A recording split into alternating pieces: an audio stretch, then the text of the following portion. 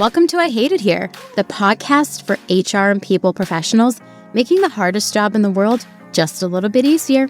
I'm Hebba Youssef. Biases and stereotypes, they actually show up on every single step of the way and multiple times on only one of the steps. One of the ways to embed inclusion is help and teach recruiters there are multiple options. Why don't we give the candidate the opportunity to choose what works for them? Stop thinking about their resume like a compilation of their past successes and start thinking about your resume as a marketing platform or a marketing tool between a million workloads about the role that you want to have. There is a lot of evidence that actually shows that whenever you are building inclusive talent practices from beginning to end, you can hire more talent, you can hire talent faster, and your talent stays for longer. Let's pause, review, reassess, and rebuild. Every org needs social managers, including yours. Want the key to attracting, hiring, and retaining a good one? Hootsuite's 2023 Social Media Career Report has just the answers. Just Google Hootsuite Career Report. Are you struggling to prove the value of your performance management programs to your executive team? You need 15.5. 15.5's easy-to-use software enables HR leaders to continuously measure the impact of performance to drive business results. Visit 15.5.com/demo to schedule a demo today. Hi, everybody. Welcome back to another episode of the I Hate It Here podcast, all about workplace cultures and how to make them better. Today's guest is Dani Herrera. Dani, welcome. Thank you. I'm so excited to be here. I know. I need to come up with another way to be like, I'm so excited because I'm so excited about all my guests all the time. I'm just excitable. As you should. Like every single person you had was exciting. So yeah. Yeah. And you too. I'm so pumped you're here. We just instantly bonded from the second we met. And I can't wait to dig into today and all of the things that we're going to cover. But first, do you want to introduce yourself to everyone so they know who you are? Yeah, sure. So I'm Dani. My pronouns are she and her in English and ish in Spanish. I'm a DNI consultant. I don't even want to do the math anymore, but I have a little over 18 years of experience in all things talent and talent operations and recruitment. And then for the last 7 years, I've been exclusively focused on diversity, equity, and inclusion and how it, relates to the talent experience, like the entire thing. And then on top of that, what I also do is I do help historically excluded talent navigate, tricky interview processes or processes that might not be inclusive. I love that. So you've seen some shit in that 18 years. I have. We're going to get into the shit today. But first, before we do, the question I love to ask everybody who joins the pod, what is your one HR hot take? DNI should not report to HR. They should be two completely different departments. Yes, they should collaborate. They should work together. But HR sometimes hinders DNI progress. I absolutely agree. I cannot, who's going to audit me? I can build everything that's beautiful and great, but also I sometimes can build it incorrectly or exclude somebody that I might not even realize I'm excluding. And I get it, right? I worked in talent. Sometimes we do have way too many competing projects and priorities. And I understand sometimes we do have to pay attention to the policy and making sure that everything is, legal. Of course, in DNI, we also have to do that. But sometimes HR takes that a little bit too far. and forgets to think about the individuals, and especially historically excluded individuals. It's pretty interesting. So when you're an HR team of one, you often don't get the resources for a DEI person, or even you are just asked to do everything. But what I do feel when an organization grows and scales, having those be two separate entities is really crucial for the inclusion of your employees. So I'm with you. You won't hear me disagreeing with that at all. Okay, so we came in hot. Let's keep it rolling. Yes, we did. Okay, I want us today to focus on inclusive hiring practices, and that means so many different things. But in your 18 years of work, I know you've seen it. So let's dig into that. What does inclusive hiring mean to you, and why is it important? Yeah, and that's a great question actually, because as you mentioned, like every single person or every single company may have like a different understanding. So the way that I usually like to explain it is making a difference between diversity recruiting or diversity hiring and inclusive recruiting and equitable hiring. So what many companies are doing, which I understand. I mean, I understand the goal, and the goal should be, like hire a diverse workforce, and that's great. And that's diversity hiring, right? Like when you're putting all of your effort and your resources on trying to attract and hire diverse talent between a million air quotes, again, that's diversity recruiting. And again, it's a great thing to do. But sometimes we forget to focus on the inclusion and the equity and the accessibility part. So inclusive hiring is making sure that the entire talent experience process is, again, inclusive, equitable, and accessible. And what that means is that we will need to break down the entire process into a million tiny pieces to try to find where we have embedded biases that they might be systemic biases or our own biases that we are kind of bringing into work, where we may have some stereotypes that also may probably make their way into the processes and the policies and the systems and the platforms that we use, or where some of the legacy systems that the company has, they might be kind of outdated. They probably weren't updated in decades. So Definitely we've been not. following processes without questioning ourselves, like why we are doing something the way that we do it. So that is inclusive hiring. To summarize, is again, making sure that every single step of the interview process, the sourcing process, the hiring, the making an offer process, the onboarding process is equitable, accessible, and inclusive. It's been really interesting to see the evolution of recruiting in like the pre-pandemic and post-pandemic. So I think like previously, like people really wanted you to show up in person and you weren't really thinking through like, is this 100% accessible to everybody? And then when we went remote, I feel like there was like a magnifying lens on recruiting and everyone was like, this is not okay. Like this doesn't actually serve everybody who you're trying to reach. And so I loved that definition. And I think it's so important for today's workforce because now more than ever, we're distributed, but we're also learning more and more about what inclusion actually means as we become, I think, like more distributed. And we understand more about neurodiversity and how that shows up in an interview. Like I'm loving the conversations happening on LinkedIn about how to support a neurodivergent workforce, which I feel like 5 years ago, we were not having that conversation. 100%. And the same thing for physical disabilities as well, right? Like even before, like I don't really like to call it like pre-pandemic because I mean, COVID didn't actually went away. It's still very much around us. So I usually call it like pre-lockdown, if you may. So pre-lockdown, like recruiting processes and hiring processes and the workforce itself, it was, like very traditional. You had to be in the office day in and day out.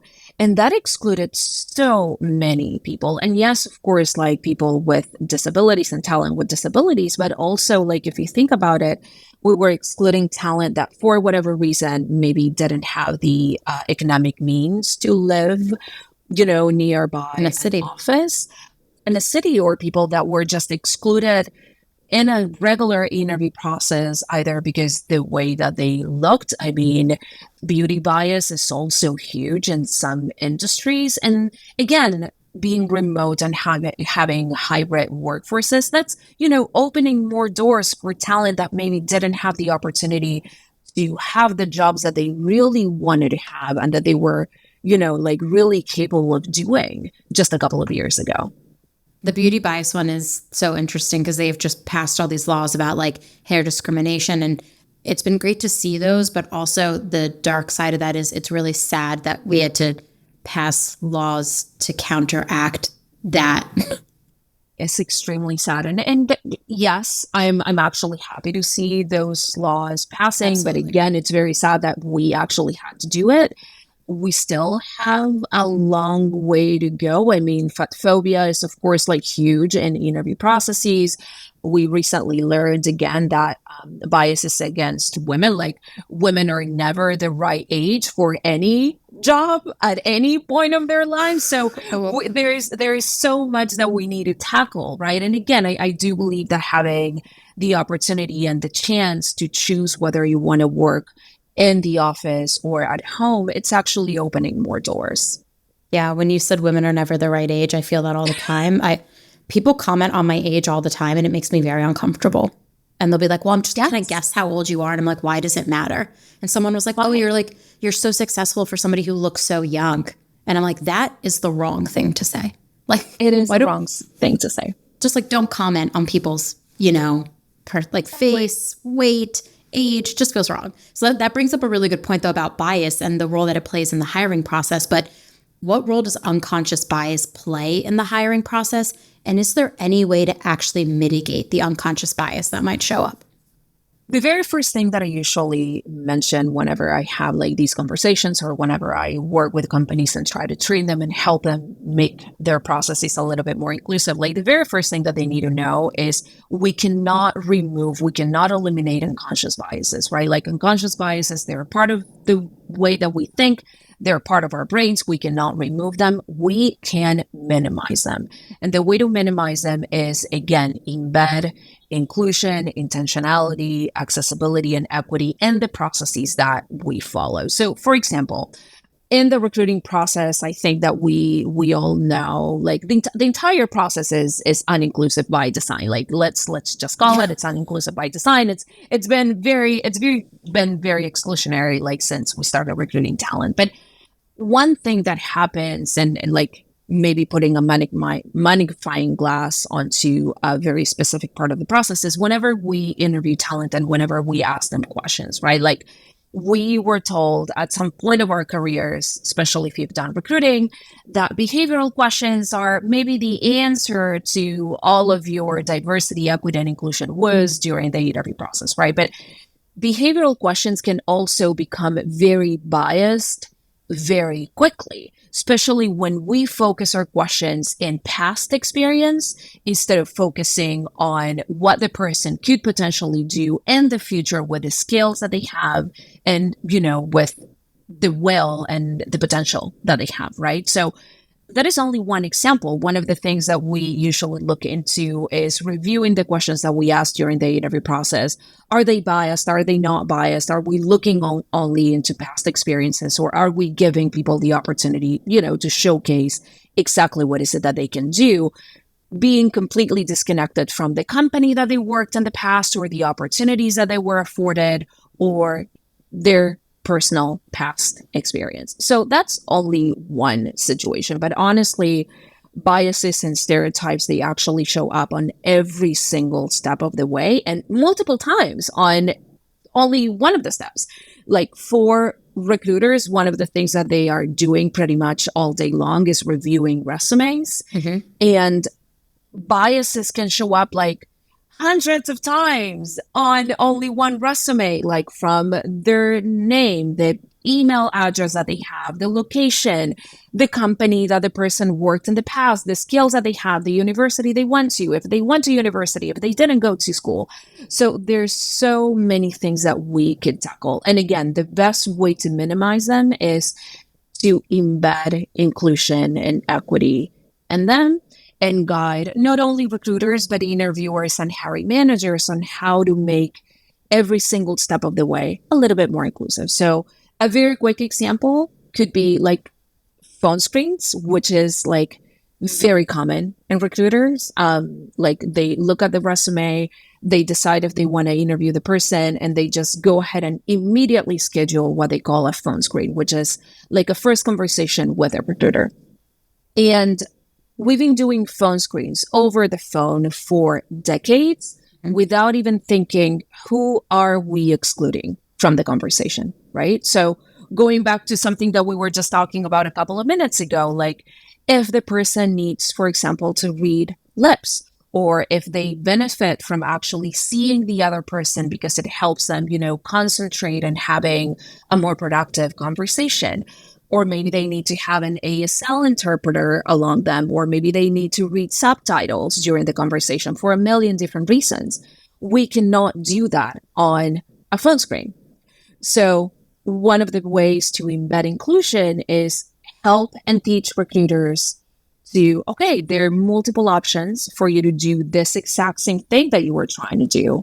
Why don't we give the candidate the opportunity to choose what works for them? And that's, again, the same thing that we need to do throughout the entire process.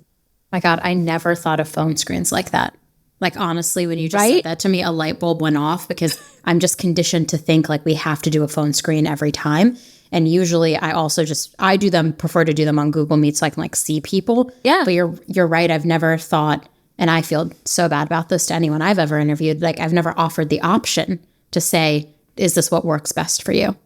Exactly. And that's what it's all about whenever I think about inclusive hiring is putting the candidate first, like putting the human being first and putting the other person first, and stop thinking about what's convenient for the recruiter or the process that we have in place. And that, again, that we've been following for decades without even like stopping to think about like, why are we doing it the way that we are doing it? I have so many follow-up questions too, but like that just made me want to that just made me want to leave this and like rethink our entire hiring process. Cause I'm like, am I even hiring inclusively? Do that. Yes. We need to do that. Yes. I think everyone should always be revisiting their hiring process because hiring is where I see so many problems that happen. Like you brought up the point about college, like your resume and having a college degree. And I feel like a lot of companies have like removed that requirement, which I love because they have literally statistically shown how successful you are is not determined by where you went to college. It's how much money you had growing up.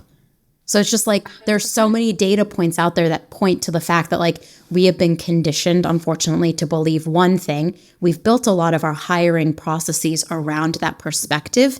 And this is the opportunity to actually rethink them.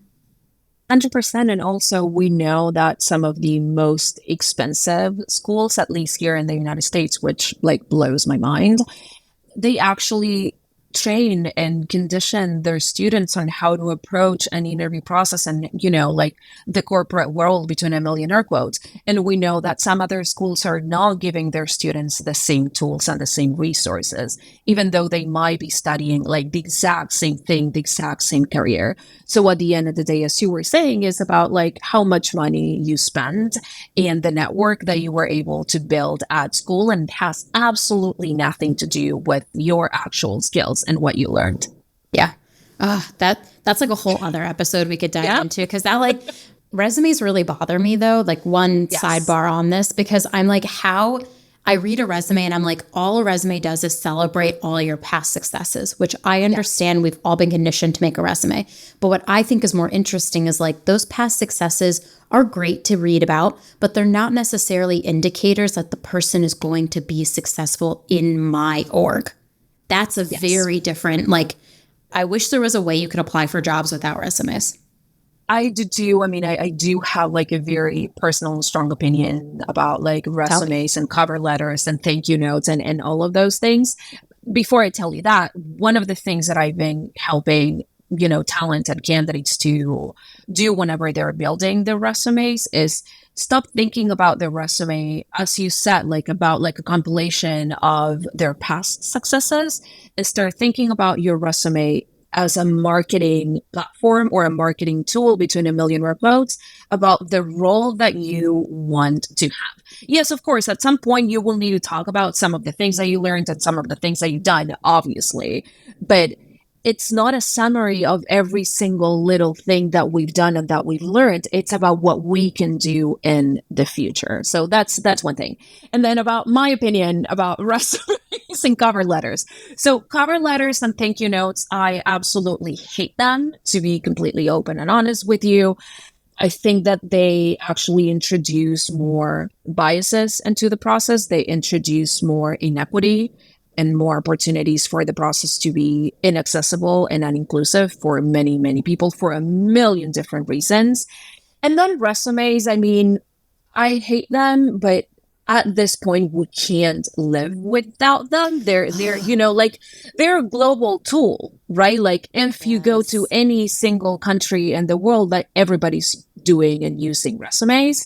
What I've been noticing though, especially with a younger generation, is yes, resumes are important, but your personal brand and the way that you show up on LinkedIn or some other like social media channels, they also funnel information into your skills as well. So I think that there's some other ways that we could be looking into someone's experience that actually goes beyond just the resume.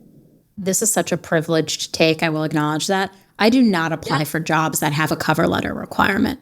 I'm like, you want me to write a letter about why I should get a job there? You should be writing me a letter on how you're not going to like make my experience miserable and uninclusive.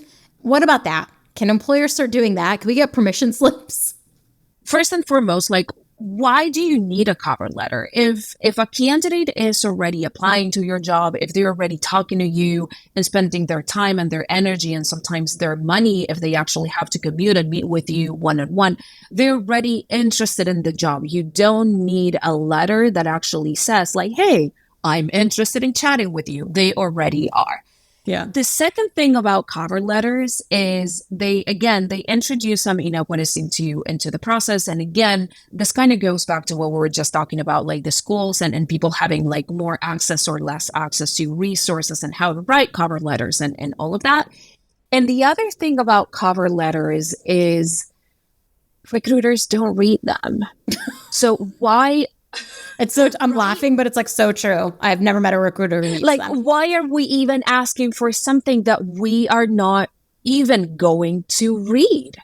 Right? Because if we had let's think about it from a recruiter's point of view. They probably are working on either 5, 10, 15, 20, 30 different positions at the same time. Especially now with the market as it is, they're receiving like hundreds of applications every single day. So that means that they have to be reading hundreds of resumes, reading and responding hundreds of emails. And on top of that, they're not going to read a cover letter. So if you don't need a cover letter, don't ask for one. Now, I understand that some roles, like, I don't know, maybe journalism, you may want to see like if someone has, the skills to write something. But again, you don't necessarily have to do that on a cover letter. You can ask the person for, work samples or a portfolio. So that's what I mean that we need to deconstruct like the entire recruitment process and look how and ways to embed inclusion and equity. And that's a very, very specific and great example of it. Yeah. One of the things that we've been doing automatically for decades, just because we want to do it. We don't even know why we do it. We don't even read that information, but we do it because everybody else is doing it, right? So let's pause, review, reassess, and rebuild. When you're thinking about recruiting teams, it's like, how many barriers to entry are you creating for the candidate? Because the cover letter barrier to entry, all of them. It just feels like, honestly, that it's every way we recruit is set up to fail the candidate at times. Yes. Like if you get hundreds, let's say you get hundreds of applications, we'll probably read the first 50, right? But what if the actual best perfect candidate is candidate 98 to apply, but their resume never gets seen, they never get screened, they never get called? And that's why, and I'm going to bring another hot take here, and I know that probably like 90% of the HR and recruiting world does not agree with me on this. That's why I also hate referral programs. Oh, same. Doesn't agree with you. I also hate that. I mean, I get it, right? Like it makes it easier for everybody. Like you already have someone that it's kind of pre-vetted because already, like they work with somebody else. So that alone is biased on itself. But referral programs, what they do, they are on top of the fact that if your company is already having diversity issues, you are actually introducing more diversity issues into it. But my main issue with referral programs is that they make the process inequitable. Mm-hmm. And what I mean by that is a lot of companies have like very specific policies on how to treat referrals. And that means that every single referral that they get, the person will actually get their resume read. They probably will get a call back, even if they're not qualified, and they will be pushed into the interview process within the very first 48 hours, 24 hours, depending on the company policy, right? That's not the same treatment that we are giving a regular, between a million air quotes, outside candidate. So referral programs, they need to be reassessed completely as well. Yeah, they just create more. I just like, if you think of your immediate network, most likely your immediate network is made up of people who are most like you. Yeah. And that doesn't mean there's anything bad about you. You're going to gravitate towards people. So I read this analogy once where it's like when somebody is very different from you, the ledge or like the mountain or the gap that you have to cross is so much bigger. And for humans, it's hard for us to conceptualize crossing that like big gap to like meet the person closer to where they are because they're so different from you. So instead of that, a lot of us have networks that are just like you. And so if you're going to refer people, they're probably going to be just like you. Exactly. So the way that I usually explain referral programs is systematic affinity bias. You are just institutionalizing affinity bias. That's what you're doing. 3 out of 4 social marketers are women, but they only earn 76 cents for every dollar a man working in social marketing makes. Hootsuite's 2023 Social Media Career Report digs into the gender pay gap plus other challenges that social marketers face in their careers. Get all the details you need to attract, hire, and retain the best social marketers. Google Hootsuite Career Report for all the juicy insights. It's easy for employee engagement initiatives to fall flat when your leadership team doesn't understand the business impact. Don't let that happen in your organization. 15.5 is the performance management platform that helps HR leaders connect employee engagement back to business results. 15.5 makes it easy to collect employee feedback, find insights, and decide where to focus your engagement strategy for maximum impact. Visit 15.5.com/demo to schedule a demo today. For the recruiters and the people ops professionals that are listening, like, are there any tools that you would even recommend that to use to source and attract a diverse set of like a bigger and wider pool of candidates when you're thinking about recruiting? There are, and I'm just going to expand on this a little bit. The reason why I don't necessarily like to, like recommend one or like this tool or that tool is because it really depends on where the company is within their journey, right? Because again, we were talking about like diversity recruiting at the very beginning of the conversation. And if you do diversity recruiting without inclusive and equitable hiring, your diverse talent is just not going to make it through the interview process. And if they actually do, they're probably going to leave very quickly because they're not going to be, welcomed and included into the workplace and the conversation. Having said that, one of the things that I ask recruiters every single time, and I know that I've mentioned this before, is whenever you're sourcing for talent, we need to stop thinking about what is convenient for the recruiter. And we need to start thinking about where the talent is, where the historically excluded talent is. And that might mean something completely different depending on the industry, the type of role. So what that means is that sometimes we may not need to post a role on LinkedIn, as we all do.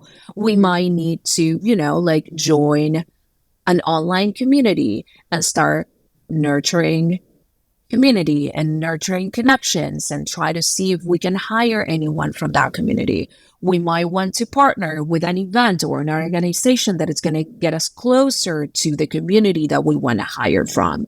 Or we may want to, look into our processes first and see if even our job descriptions are going to be inclusive of the talent that we are hiring.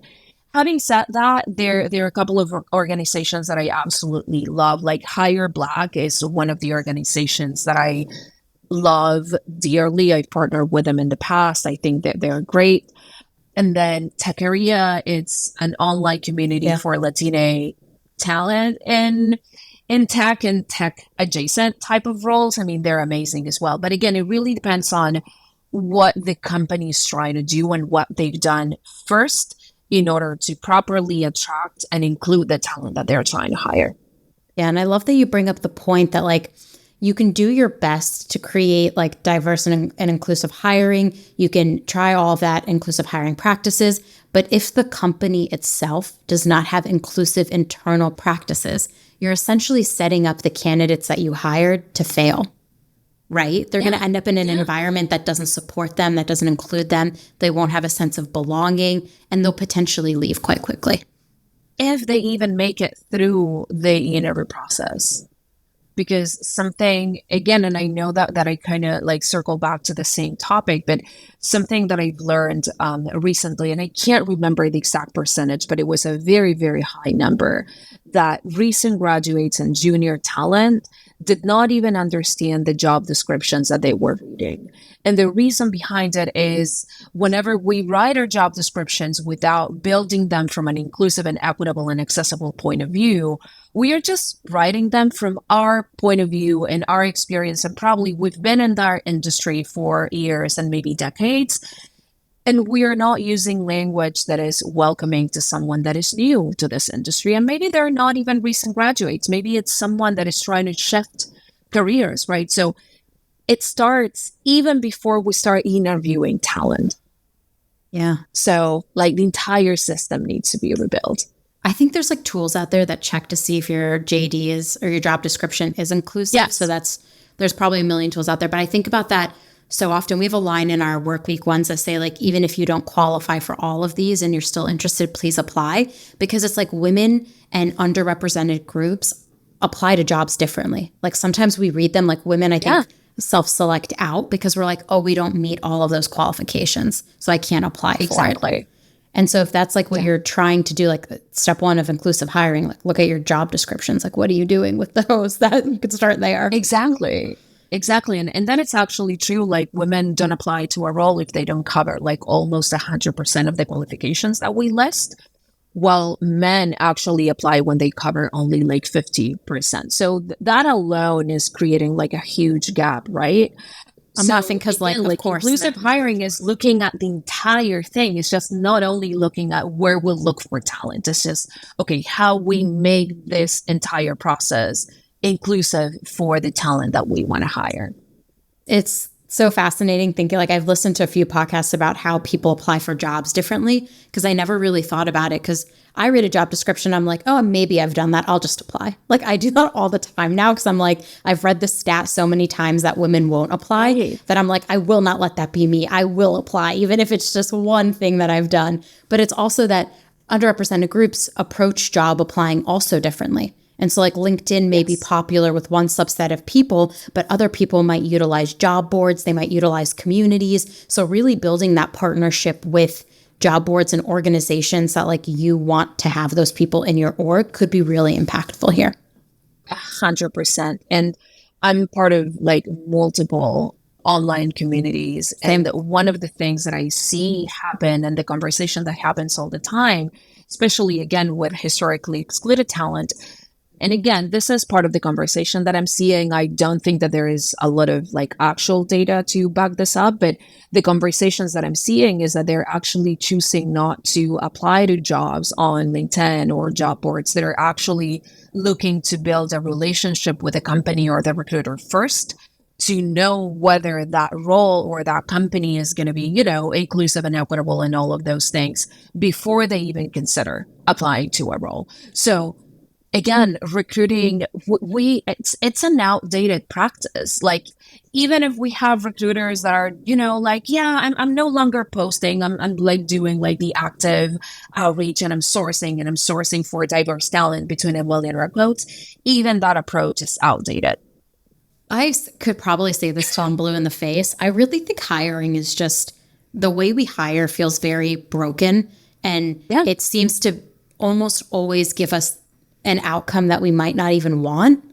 And so if you have all these people experiencing this the same, it's like, I wonder why we have not changed the way we apply for jobs. Like I know habits are hard to break and that once we get used to something, we're probably not going to change it. But this to me just seems like one we would want to change. But we don't have time or ever do it. I know. I think that there are like many, many different reasons why that hasn't changed yet. And at the end of the day, I do think, again, like habits are very hard to break, but also like talent, like all of like the talent disciplines are usually the disciplines within a company that receive the less funding and the less support by executive and executive teams. So why would you change a legacy system that, yes, it's broken, but it's working, right? Because we are still hiring talent. Yeah. Right? Like talent are still coming through the door. So it's a larger conversation. Like it's part of the conversation of, we were talking on LinkedIn with a couple of colleagues yesterday about so many executive leaders still asking for, like the business case for DNI or the business case for inclusive hiring, which, I mean, let's not anymore. But that's the same case for hiring and for inclusive hiring. Like, from an executive point of view, why would you want to invest your time and your money and all of the things that you need to invest if the process that you already have, it's still working? I mean, you're still hiring talent. Yeah, kind of working. I aspire to never have to make the business case for DEI again. It just feels really... I refuse. It's just icky. I'm like, no, I'm not doing this. I refuse. I mean, I know that this is a privileged point of view as well, now that I'm outside of like a corporate role and I'm consulting with different companies, but I do not work with companies who don't get it, right? Like, I work with companies who want to get it, who want to make it better. But if you're going to come in and you're going to ask me for a business case on why diversity, equity, and inclusion is important, I'm not the person to work with you. Like, I refuse. I'm not interested. Just going to unsubscribe from that here today. Okay, but let's say an organization is really like resistant to change and not fully committed to inclusive hiring. What would you do to convince the leadership and actually drive the change? Is it possible? I think it can be. Again, at the end of the day, it really depends on how open like the CEO or like the executive is. And the reason behind it is there are some executives that only talk finance, right? So one of the things that I usually bring up when this conversation takes place is I usually look back at the numbers from a hiring and attrition and retention point of view. I mean, there is a lot of evidence that actually shows that whenever you are building inclusive talent practices from beginning to end, you can hire more talent, you can hire talent faster, and your talent stays for longer. That is one of the data points that we can show. We can show them like, hey, you are not doing this, and this is the amount of talent, the number of talent that you lost in this last year, whatever that is.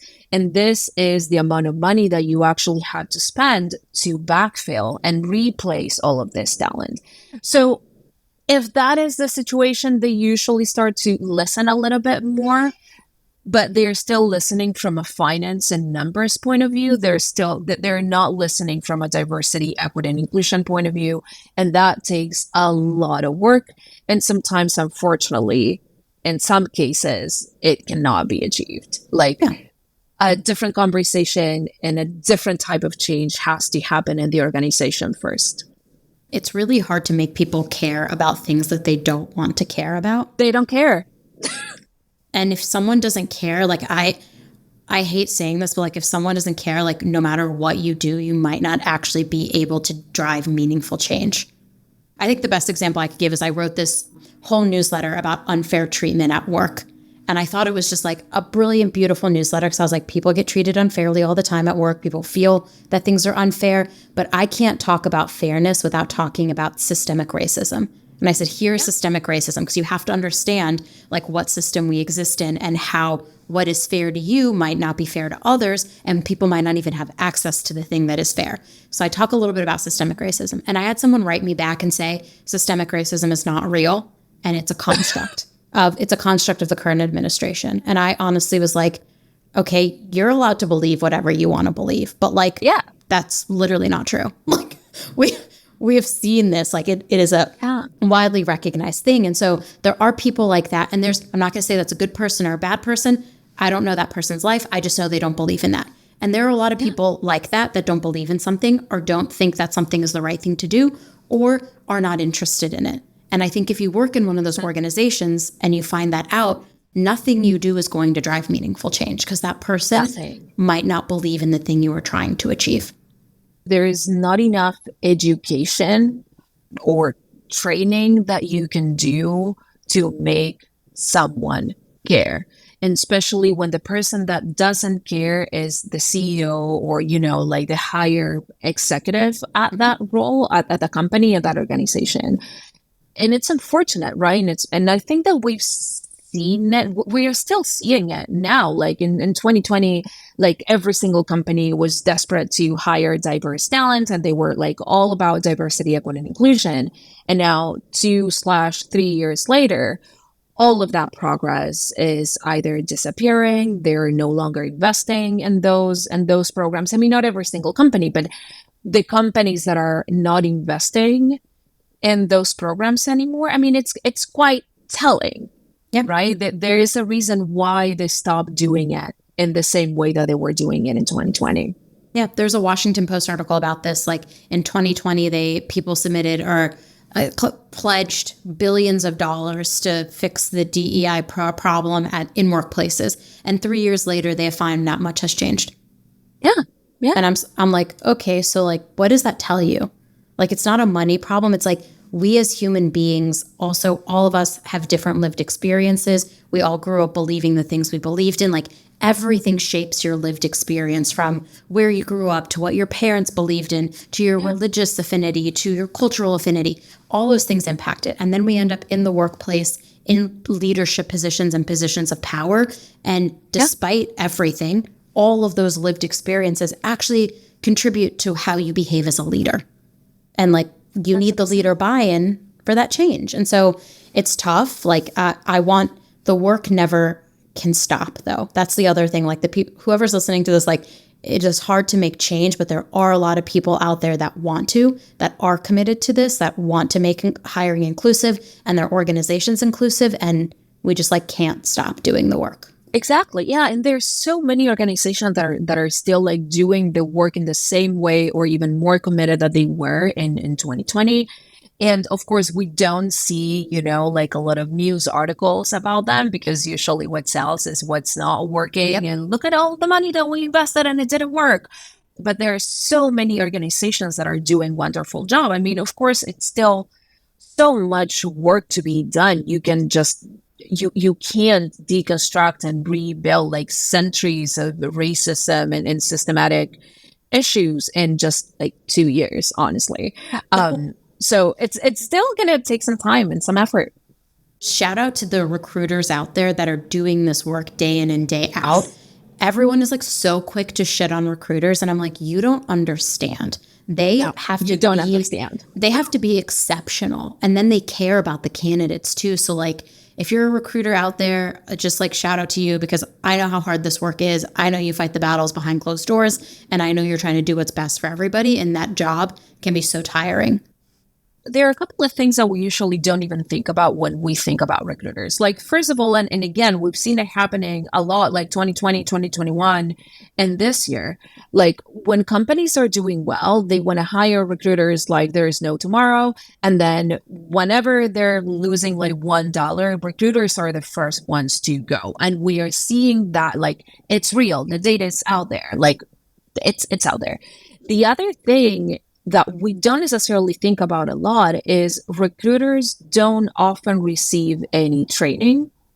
They usually don't have the tools and resources that they actually need to do their job. Because again, this goes back to something that we were talking about before, like companies usually don't necessarily invest in talent teams, because talent teams used to, like, they're seen as not billable talent, as like disciplines that are not necessarily making the company money. So companies do not invest on those teams. So whenever we talk about like the many things that a recruiter needs to do, they might be doing all of the things that they're doing, and they're probably doing it on Post-its in a Google sheet. They may not even have like a proper platform to actually follow up with candidates and to see all of the applications and to actually manage their workload, which usually is bananas. We do recruiters dirty, literally. We really do. And there's so many on the market right now, and it is infuriating to see it, because the second the hiring turns around, the second people decide to recruit again, they're going to be running for those recruiters. And I'm going to be like, where were you when they were laid off for 6, 8, 12 months? Where were you? Like it, and I do think, I've said this a lot, recruiters have one of the most transferable skill sets, because they have to be able to handle things like negotiations, conversations, stakeholder management, context shifting.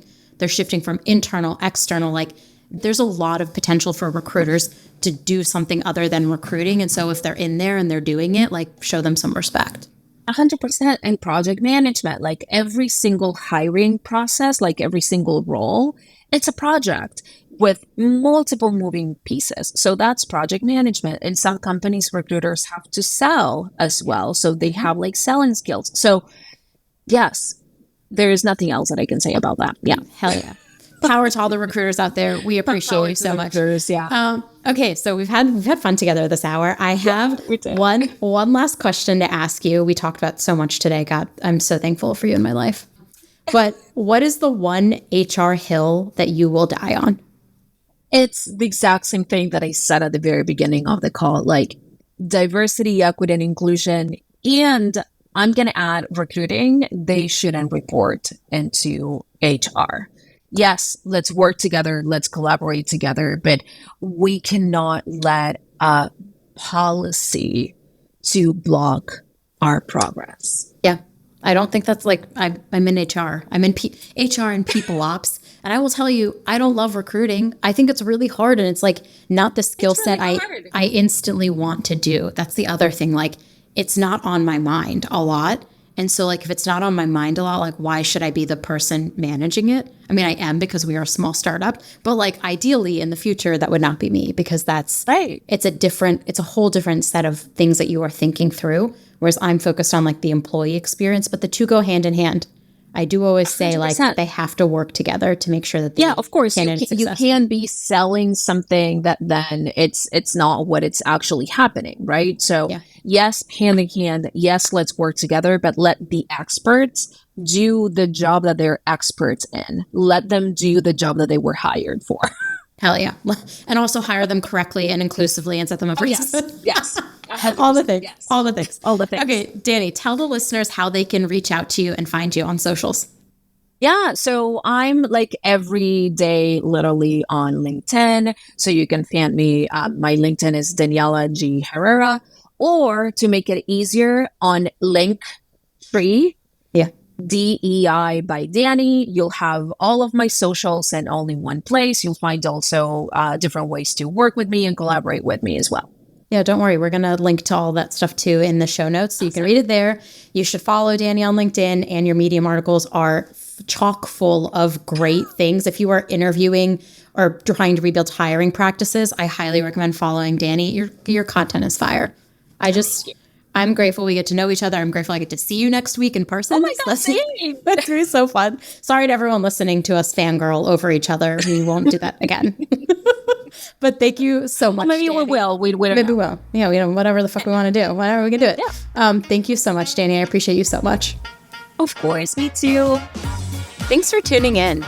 Keep up with all the latest HR resources by subscribing on Apple, Spotify, Google, or wherever you listen.